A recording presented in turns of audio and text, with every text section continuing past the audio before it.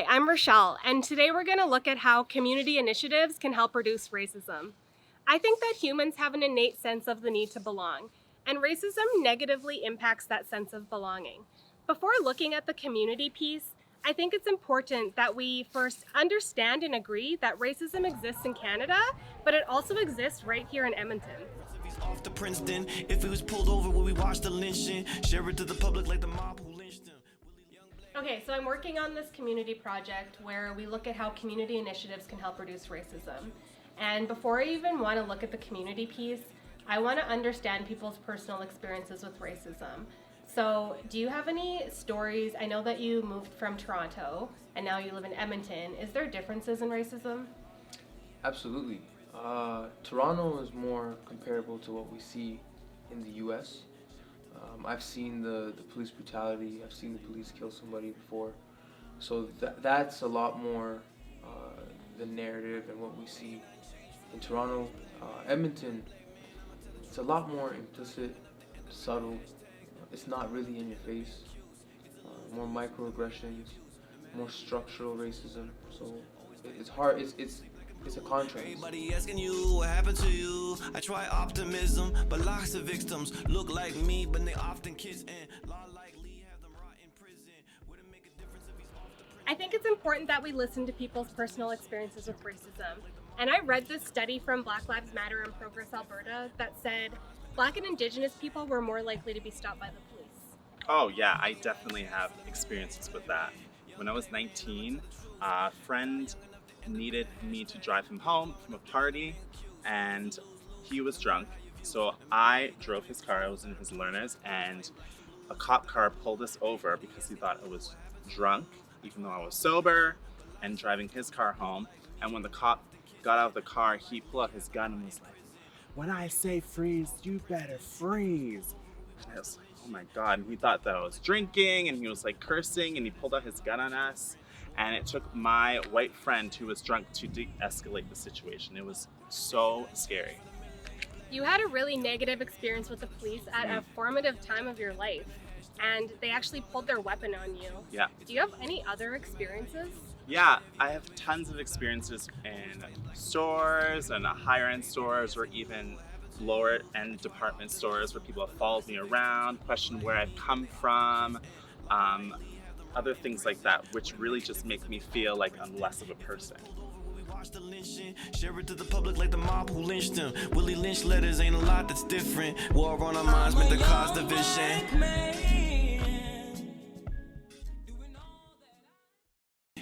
So I've been listening to so many personal experiences of racism, and I've understood that racism continues to impact Edmontonians, and it's happening at an individual, happening at systemic, overt, and covert levels.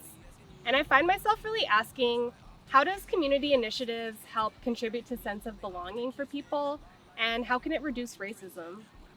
Yeah, I feel like once someone understands that they're part of a community and they start to know themselves, they're more reluctant to deal with the BS as far as racism goes, right? And they'll take a more aggressive stance against overt, covert, and racist microaggressions, as well as systemic oppression. And so with Nipsey, who was he and how did he impact community? Nipsey, being an artist from Crenshaw in LA and starting off as a street hustler, he's someone who really impacts the culture, I would say, but he shows the options and the ways to kind of get out and the ways to also bring up your people with you.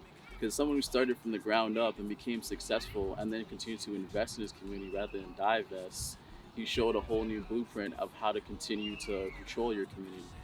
So Nipsey was a community builder, and he laid the blueprint of how we can start building our communities from the ground up. Yeah, definitely. Because he affected, like I said, not just the culture, but also the infrastructure, the ability to control ownership in your community. Everybody asking you what happened to you. I try optimism. Bringing it back to the community piece, how do community initiatives help contribute to that sense of belonging? How does it reduce racism?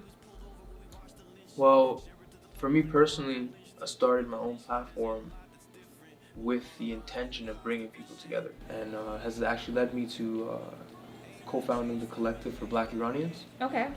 At a time where Black voices were coming to the forefront, A lot of people in the Iranian community were speaking on behalf of Black people without considering us, Okay. without considering that there are Black people in the Iranian community.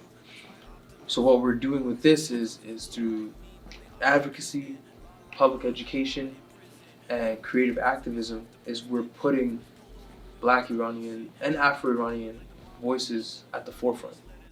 That's different. War on our minds meant to cause division. Humans set up boundaries for themselves as a mode of protection. I remember when I moved to Edmonton, I didn't cross the north side of the river. I was conditioned to think it was unsafe, and I believed that. Yeah. Then I flashed forward to February of this year, and I went to Black Arts Matter at Habisha. Yes. And by the community inviting me into the space, it totally shifted my perception of the area. And I think it's vibrant, welcoming, and diverse. I think definitely being in the community and being a part of it does that. Yeah. Like I was conditioned kind of the same way. Everywhere north side, and this neighborhood in particular, is considered to be impoverished or low income or dangerous. And then you actually come here and you realize that it's a vibrant community Yeah. like any other. There's so many community-based organizations that are doing great work here to make this such an awesome and fun place to be. It's a neighborhood of so many newcomers and refugees and just people that are coming together to make the most of this beautiful part of town. Yeah, I believe that. And I think that our experiences are similar. And by keeping an open mind, we've shifted what we see in the neighborhood. Again, being a part of it is key. You have to break that barrier. It's different. War on our minds meant to cause division. So I'm wondering how community initiatives, any that you might be a part of, are helping to contribute to that sense of belonging, or maybe even reducing racism in some way, indirect or direct. So I would say that there are numerous groups right now who are involved in looking at how these power systems are structured, and what does that mean as far as like truly serving a community versus, you know, a lot of times what we're seeing in these structures is that people are serving themselves, they have families to feed and whatnot.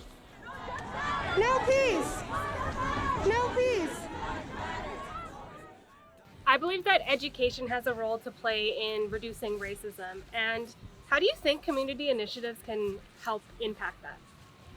I feel that community initiatives, they help to bring together a community to be educated, right? We all come from very diverse backgrounds despite all being Black, and we can educate each other on our experiences because our first priority has to be towards each other. Watch the lynching, share it to the public like the mob who lynched him. Willie Lynch letters ain't a lot that's different. War on our minds meant to cause division. I think education is really important in activating social change agents against racism. And I think we do that by sharing our personal experiences and really having community initiatives that invite people into the community so they can learn. Are you doing anything personally? Absolutely. First, I would say that it's really important to know that everyone has a platform. Everyone is a quote-unquote influencer, because whether you're on social media, whether you're just at work, wherever you are, you can always use your voice to educate people in a positive way about the things and the prejudices that they already have. So I was recently, in a more formalized way, part of an initiative called EBG. Oh yeah, I've heard of them. Absolutely, it was amazing, which stands for Empowering Black Girls. Because once you're empowered, you can always empower someone else. I think that's so amazing, and it's cool that you were a part of that initiative. I like that it really educates and empowers young girls so that they have that self-confidence, and then they can go out and educate people in their communities as well. Exactly. Willie Lynch letters ain't a lot that's different. War on our minds meant to cause division. Hey, so I've been talking to different people in Edmonton about their experiences of racism, and I'm really wondering how different community initiatives might be able to help maybe contribute to someone's sense of belonging. Do you have any ideas? Yeah, so I think honestly, before we can even begin to try to identify with a certain community, we have to really understand who we are as an individual, because without doing that, what are we connecting to? So I did found an organization called Soul Search Canada, and Okay. ultimately it's promoting self-discovery through the use of creative expression. Okay.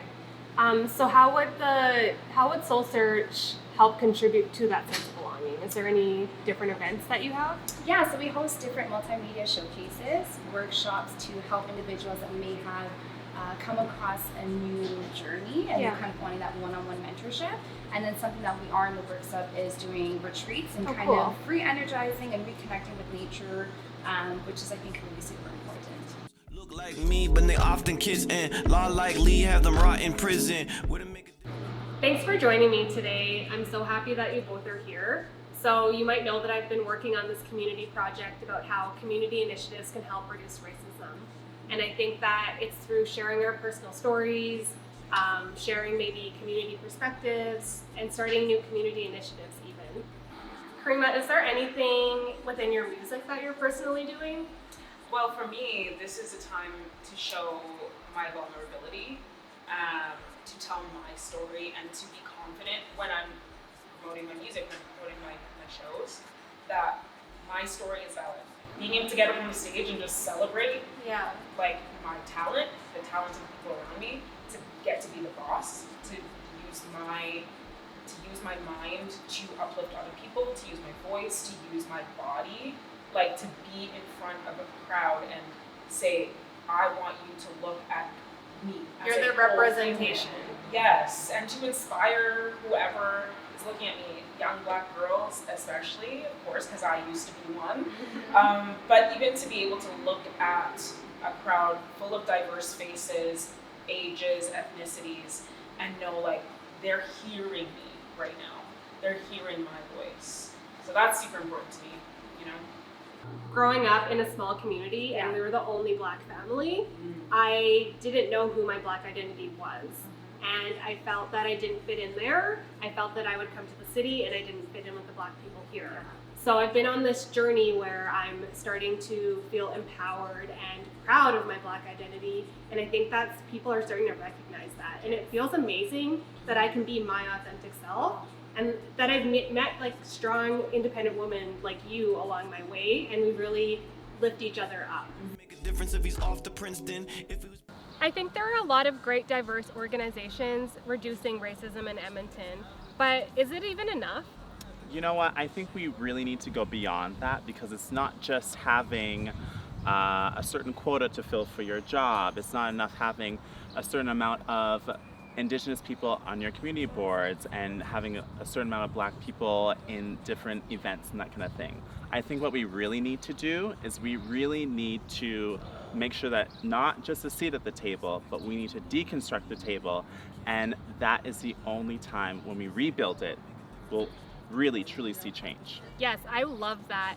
So what you're saying is stop asking for that seat at the table. Let's all unite and go build a new one together. Absolutely. I finally have a community of Black people that I feel safe around. I feel that they nurture and support me. And I feel that I can be my most authentic, proud Black self. And I think that society is starting to celebrate my Blackness with me. And representation really matters. So when society views me as a positively proud, empowered, successful, and strong Black woman, it paves the way for people behind me to reach uncharted levels of success. We need to start documenting these positive and healing narratives and really share our personal experiences and events and initiatives that we're doing. I think that by doing that, it'll allow tough discussions to occur so that we can eliminate systemic racism. No matter how your views, no matter if you graduate from schools without a bruise, always fighting blacks and blues, stay black and blue. Everybody asking you what happened to you. I try optimism, but lots of victims look like me, but they often kids and law like Lee have them rot in prison. Wouldn't make a difference if he's off to Princeton.